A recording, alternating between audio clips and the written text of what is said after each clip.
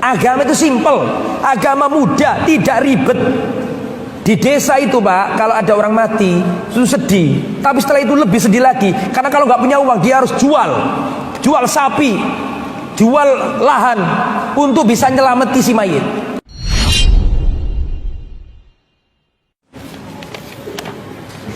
Assalamualaikum Ustaz. Waalaikumsalam warahmatullahi wabarakatuh. Afwan, ibu saya mau merayakan 3 tahun meninggalnya kakak saya, kematian yang dirayakan.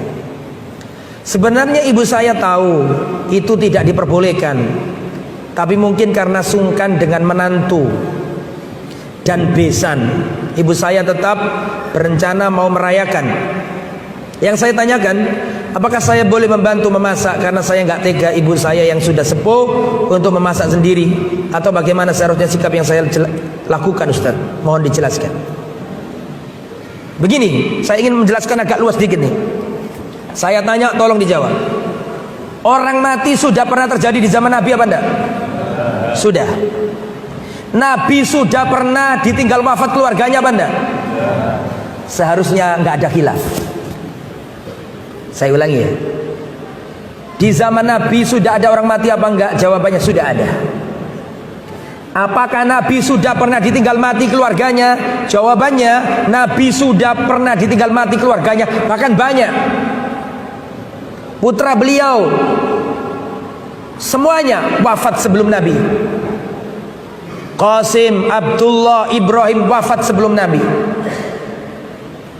Tapi itu kan belum balik Ustaz, nggak perlu ditahlili dan diselamati. Oke, masih ada anak Nabi yang lain, Ruqayyah, masih ada lain, Zainab, masih ada yang lain, Ummu Kulthum. Mereka wafat dalam kondisi sudah menikah semuanya. Lebih dari itu, Rasulullah pernah ditinggal wafat kekasihnya. Siapa? Khadijah binti Khuwailid. Rasulullah SAW pernah ditinggal kekasihnya Zainab binti Khuzaimah. Sehingga kesimpulannya, di zaman Nabi sudah ada orang wafat. Kesimpulan kedua, Rasulullah sudah pernah ditinggal mati oleh keluarganya. Betul apa tidak? Harusnya nggak ada khilaf dalam masalah ini, karena sudah ada contoh dari Rasulullah. Nah Ustaz, kalau Rasulullah ditinggal wafat bagaimana Ustaz? Dengarkan, catat. Saya sampaikan sebuah riwayat ketika Rasulullah ditinggal wafat oleh saudara tercintanya. Rasulullah punya sepupu namanya Ja'far bin Abi Thalib. Ja'far ini sahabat Nabi yang wajahnya paling mirip Nabi. Antum kalau ditanya siapa sahabat Nabi yang wajahnya paling mirip Nabi, jawabannya Ja'far bin Abi Thalib. Ja'far ini yang awal-awal hijrah kemana? Habasyah. Waktu pulang-pulang Rasulullah sudah di Medina, nggak di Mekah lagi. Setelah kaum muslimin berhasil menumpas Khaybar. Khaybar itu dikuasai orang Yahudi, ditaklukkan sama kaum muslimin. Khaybar berhasil dibebaskan.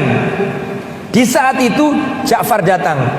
Saking senangnya Nabi, sampai Nabi mengatakan, aku nggak tahu sebenarnya aku ini bahagia karena apa, karena kemenangan Khaybar ataukah karena kedatangannya Ja'far. Paham maksud saya? Berarti Nabi senang nggak sama Ja'far? Berarti Nabi cinta nggak sama Ja'far?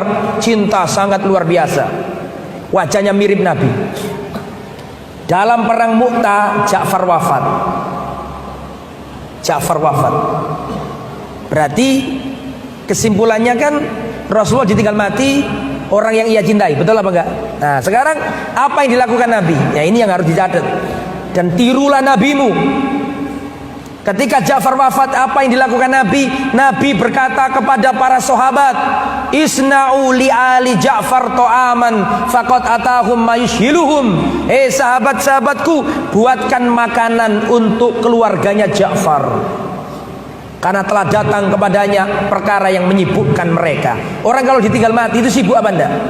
Sibuk, nggak sempat mikirin menunya manusia. Nanti menunya apa? Rendang apa? Soto Lamongan. Oh, dia aja kepikiran kok. Dia aja ditinggal wafat kok, disuruh mikirin makanannya orang. Makanya kata Nabi, isna'u li ali Ja'far ta'aman, buatkan makanan untuk keluarganya Ja'far. Pertanyaannya, berarti yang membuatkan makanan yang ditinggal mati atau orang lain? Catat itu. Apakah cukup di situ? Enggak. Rasulullah datang. Rasulullah mendatangi keluarganya Ja'far. Istrinya Ja'far adalah Asma binti Umais. Dan pada waktu itu Ja'far punya anak dua, Abdullah bin Ja'far dan Muhammad bin Ja'far bin Abu Thalib. Ja'far bin Abi Thalib, berarti saudaranya Ali bin Abi Thalib, sepupu Nabi Ja'far ini. Maka datanglah Rasulullah. Jadi yang pertama tadi menyuruh orang membuat makanan, itu satu ya, ditulis. Yang kedua, Nabi datang ke rumahnya Ja'far, keluarganya menangis, istrinya nangis, anak-anaknya kecil nangis.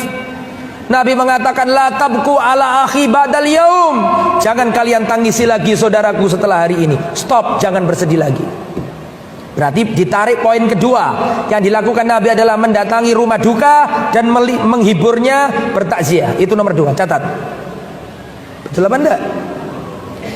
Apakah cukup di situ? Enggak. Apa yang dilakukan Nabi? Nabi berkata kepada orang-orang di rumah itu, mana anaknya Ja'far? Mana anaknya Ja'far?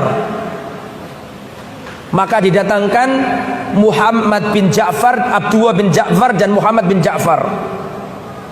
Perhatikan kata Rasulullah, adapun Abdullah bin Ja'far ini mirip Ja'far, berarti mirip aku. Paham gak maksudnya? Adapun Muhammad ini mirip pamanku Abu Thalib. Berarti mirip apanya anak ini? Kakeknya. Setelah itu Rasulullah menyuruh seseorang tukang pangkas, tolong dipangkas rambutnya anak ini. Berarti kan diapakan maksudnya? Maksudnya berarti itu mengurus anak yatimnya. Berarti di situ poinnya adalah mengurus anak yatimnya, merawat anak yatimnya, membagusi apa yang nggak bagus dari anak yatim itu. Jelas ya? Setelah itu istrinya Ja'far datang ke Nabi nangis. Ya Rasulullah, anak-anakku bagaimana ini? Kata Rasulullah, apakah kau menangisi anak-anaknya Ja'far, sedangkan aku adalah wali dari anak-anak itu? Berarti apa kesimpulannya di situ? Mengkafil, membiayai dan merawat anak yatimnya. Logikanya itu Pak, anggaplah kita nggak pakai agama, sudah wis, nggak pakai agama misalnya, kita pakai sosial saja. Kalau ada orang kena penyakit, kena kesulitan, kena musibah, harusnya orang yang nolong apa dia ngasih makan orang? Logika sosial ya. Kalau orang kena musibah itu dia apakan? Ditolong. Agama itu simple, agama mudah, tidak ribet.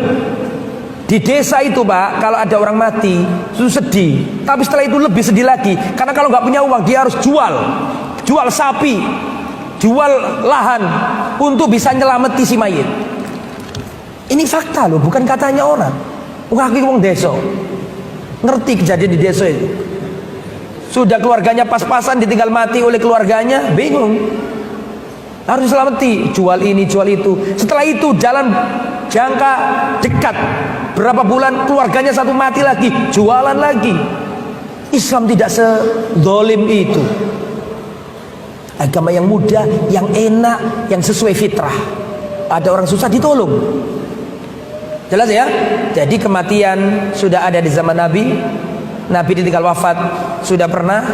Maka contohlah yang dilakukan Nabi ketika ditinggal wafat oleh keluarganya. Para sahabat mengatakan, kunna na'uddu al-ijtima', kami menganggap kumpul-kumpul di rumah orang mati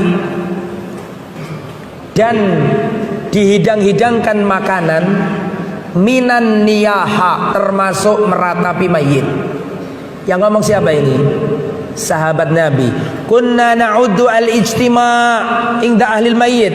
Kami menganggap, kami para sahabat Nabi mengkategorikan, menganggap kumpul-kumpul di rumah orang mati sambil dihidangkan makanan minan niyaha, termasuk meratapi mayit. Dan antum tahu nggak bahaya meratapi mayit? Dengarkan. Rasulullah mengatakan yu'adzabul mayyit bimaniha alaihi. Mayit akan diazab karena ratapan keluarganya. Sayang nggak antum sama saudara kita yang wafat tadi? Kalau sayang justru jangan pakai itu, karena itu meratap. Meratap itu bisa berakibat terazabnya orang yang diratapi. Nabi yang ngomong, hadis Muslim, Bukhari. Yu'adzabul mayyit bimaniha alaihi, mayit akan diazab karena ratapan keluarganya. Dan salah satu meratap menurut tafsirnya sahabat adalah kumpul-kumpul di rumah orang mati sambil dihidangkan makanan. Anda sayang, kalau sayang jangan lakukan.